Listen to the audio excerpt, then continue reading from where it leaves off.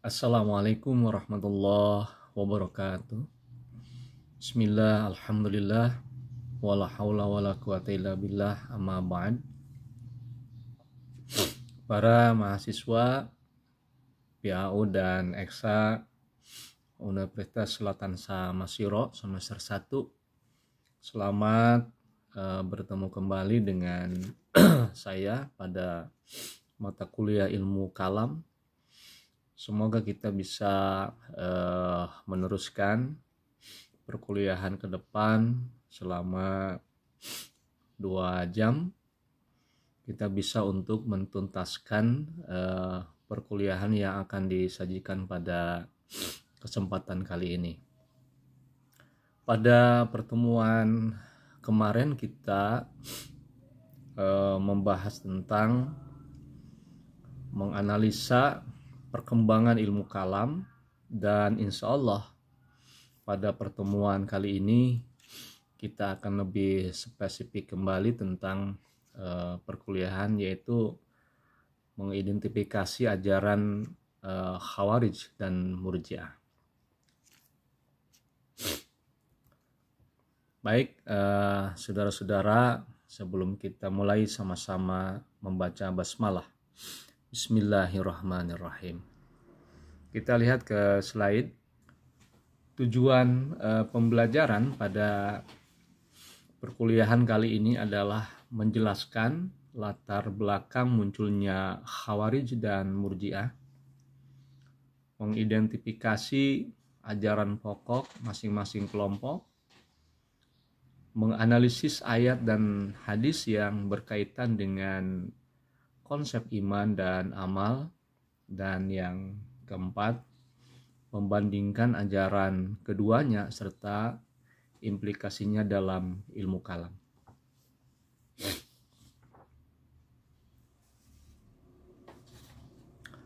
Saudara-saudara sekalian, kita lanjut.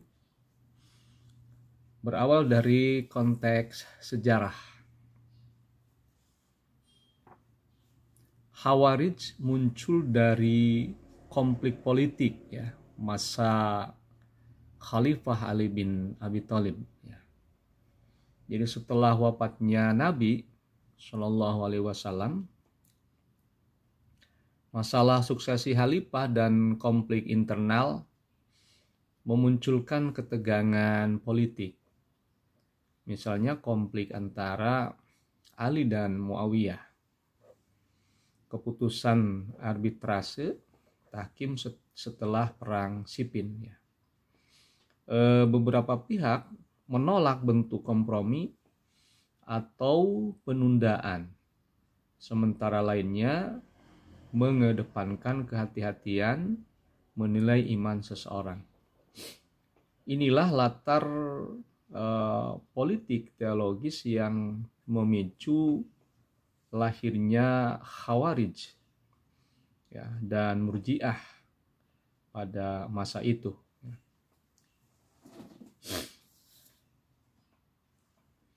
Dalam Quran surah Al-An'am ayat 159. A'udzubillahi minasyaitonirrajim. Innalladzina farraqu dinahum wa kanu syi'an lasta minhum fi syai' innama amruhum ilallahi summa yunabbi'uhum bima kanu yaf'alun. Artinya, sesungguhnya orang-orang yang memecah belah agamanya dan mereka menjadi beberapa golongan, engkau yaitu Muhammad tidak termasuk golongan mereka sedikit pun. Sesungguhnya urusan mereka hanya kepada Allah. Kemudian Allah akan memberitahukan kepada mereka apa yang telah mereka perbuat. Ayat ini berbicara tentang bahaya memecah belah agama dan pentingnya memahami siapa yang merupakan bagian umat.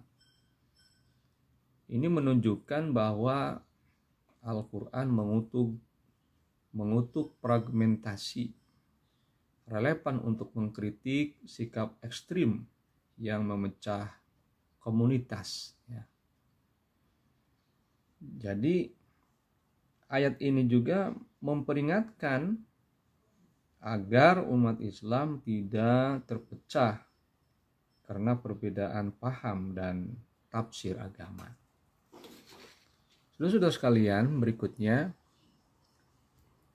Khawarij. Khawarij itu dari kata kharaja, keluar.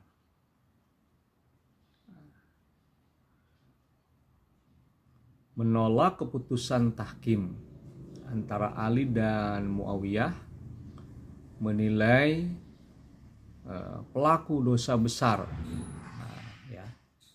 Nah, ini jadi Khawarij ini artinya itu adalah kelompok yang keluar dari barisan karena menolak keputusan politik keagamaan tertentu. Misalnya keluar dari kepemimpinan Ali karena menolak tahkim.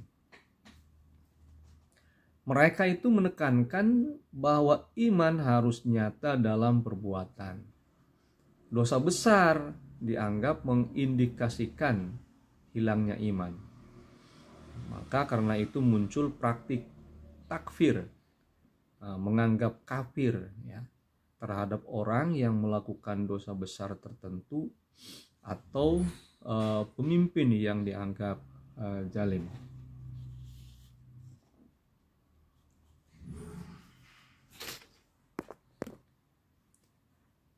Dalam Al-Quran surah Al-Ma'idah ayat 44,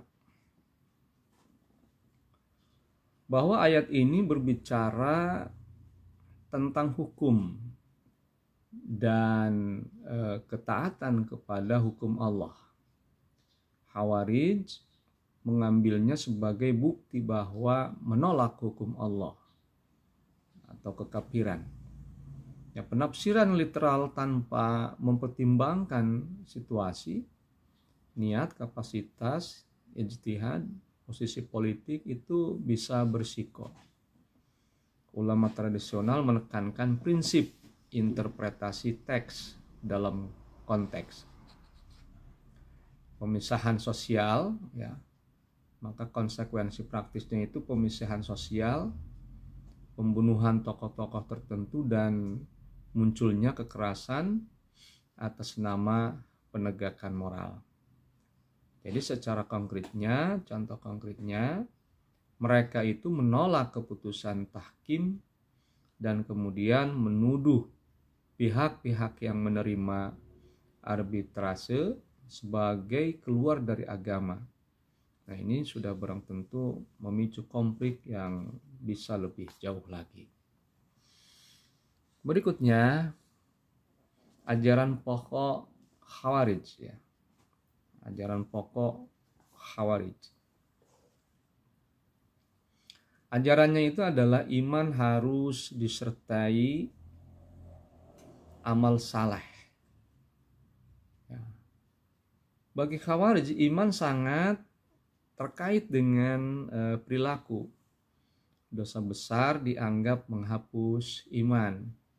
Ini berbeda dari pandangan mainstream yang melihat iman tetap meski berdosa. Ya. Jadi melihat iman tetap meski berdosa, meski mungkin tercemar.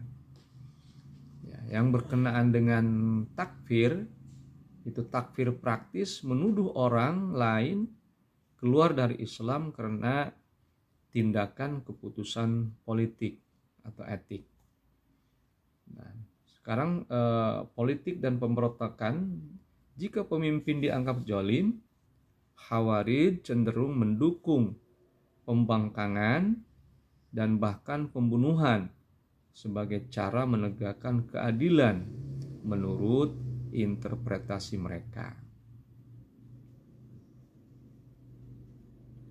Nah, dalam hadis ya, halakal mutanatti'un ya, Rasul Shallallahu Alaihi Wasallam memperingatkan bahaya berlebih-lebihan, ekstremisme.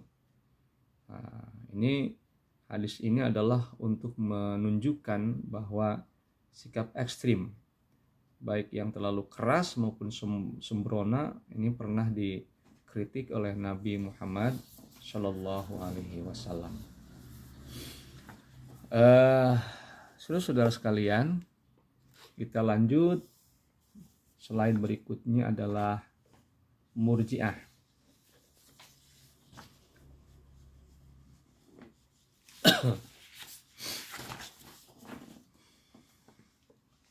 Murji'ah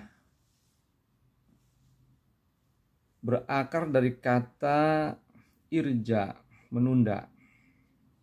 Mereka muncul sebagai reaksi terhadap ekstremisme Khawarij, ingin menghindari fitnah dan kekerasan yang lahir dari tafkir, menegaskan bahwa hanya Allah yang berhak menghakimi iman hakiki. Pada tataran sosial politik, manusia harus berhati-hati dalam menjatuhkan putusan akhir tentang iman seseorang. Pemisahan antara iman, kepercayaan batin dan pengakuan lisan, dan amal, yaitu perbuatan, meski menekankan rahmat Allah, Murji'ah tetap bukan pembenaran dosa. Dalam Quran surah Az-Zumar ayat 53, bahwa ayat ini menekankan rahmat dan kapasitas ampunan Allah. Murji'ah mengutipnya untuk menekankan harapan dan tidak cepat mengkafirkan.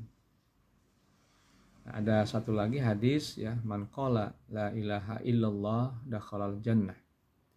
Ini adalah untuk menegaskan signifikansi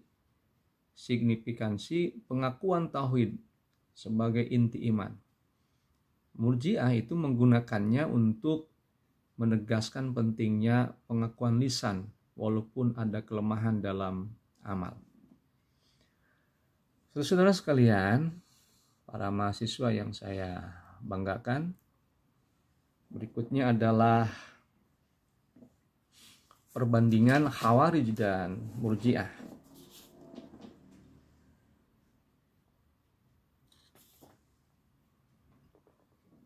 Khawarij itu amal bagian dari iman. Terus orang yang berbuat dosa besar, maka dia dikatakan kafir. Jadi sikapnya yang sangat keras Khawarij ini. Sedangkan Murji'ah, iman tetap meski berdosa, terus menunda penghakiman, dan sikapnya lembut dan toleran. Sekarang bagaimana ajaran pokok Murji'ah? Iman itu adalah keyakinan hati dan lidah, fokus pada keyakinan internal dan pengakuan lisan sebagai indikator minimal untuk status mukmin. Perbuatan buruk itu tidak otomatis menghilangkan status mukmin. Mereka melihat hukuman dan penilaian akhir sebagai wewenang Tuhan.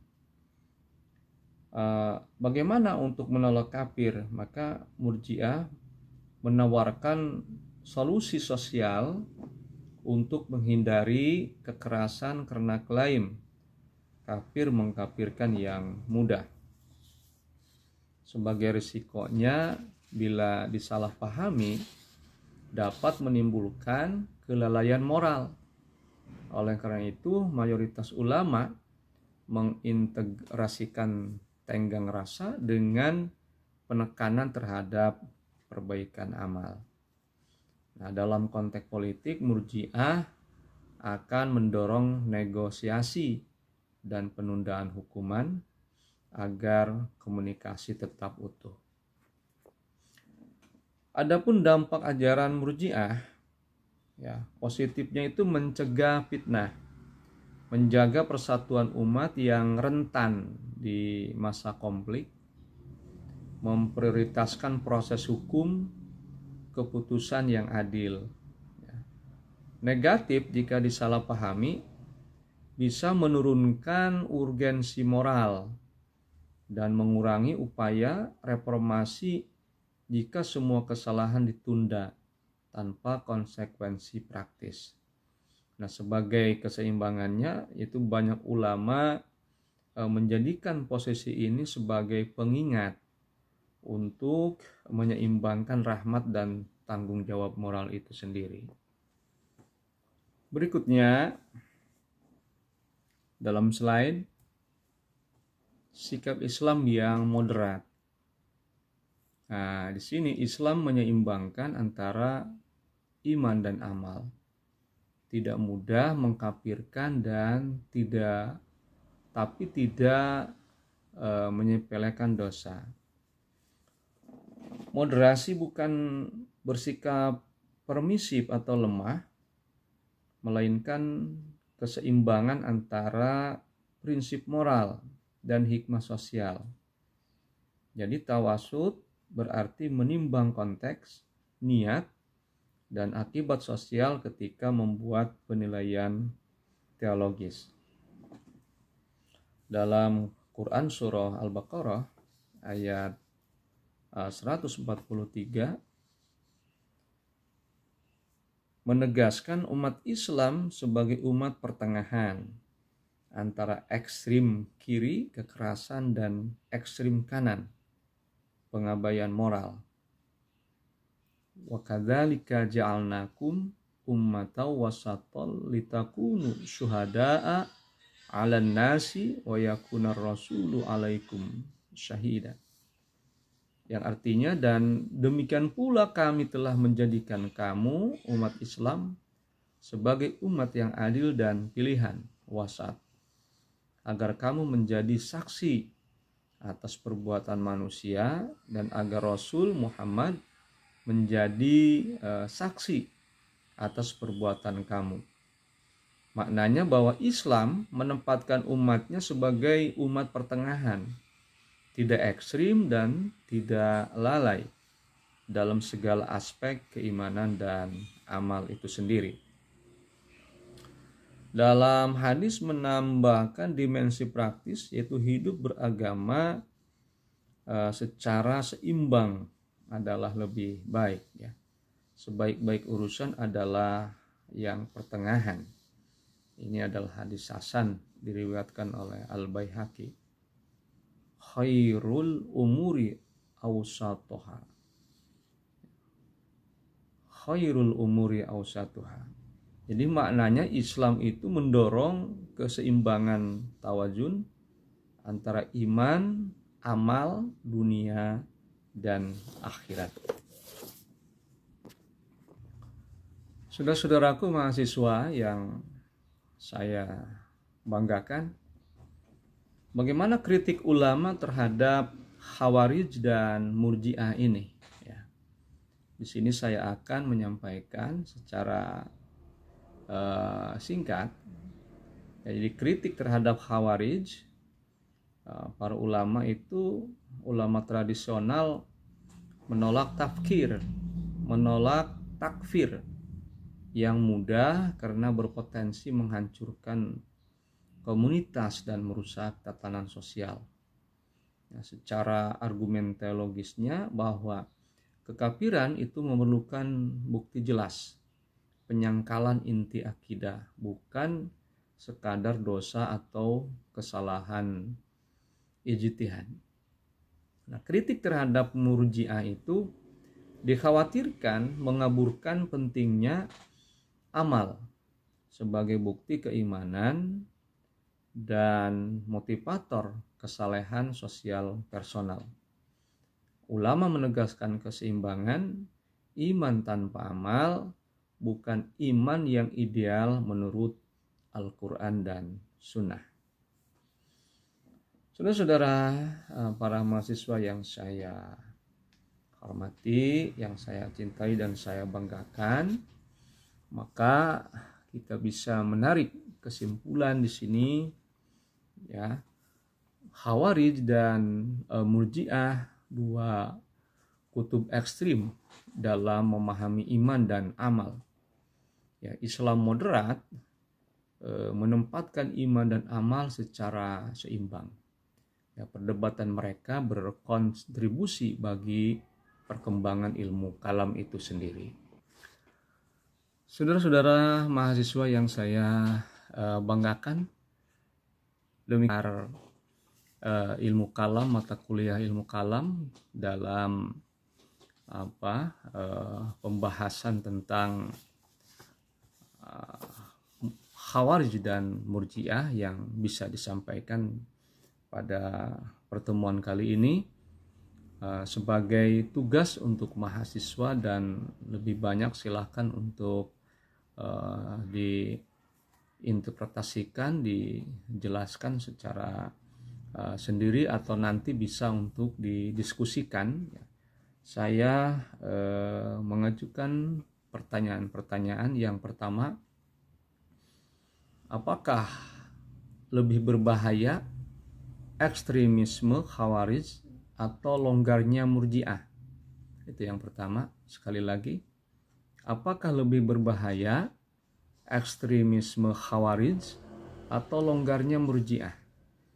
Yang kedua, bagaimana kriteria yang adil untuk menilai tindakan seorang muslim?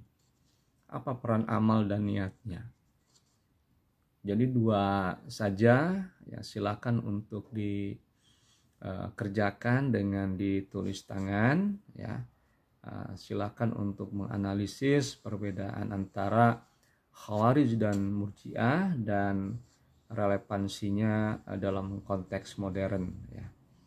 Terima kasih saudara-saudara yang telah mengikuti perkuliahan kali ini. Semoga dapat ada manfaatnya, dan insya Allah kita akan bertemu kembali pada perkuliahan berikutnya. Assalamualaikum warahmatullahi wabarakatuh.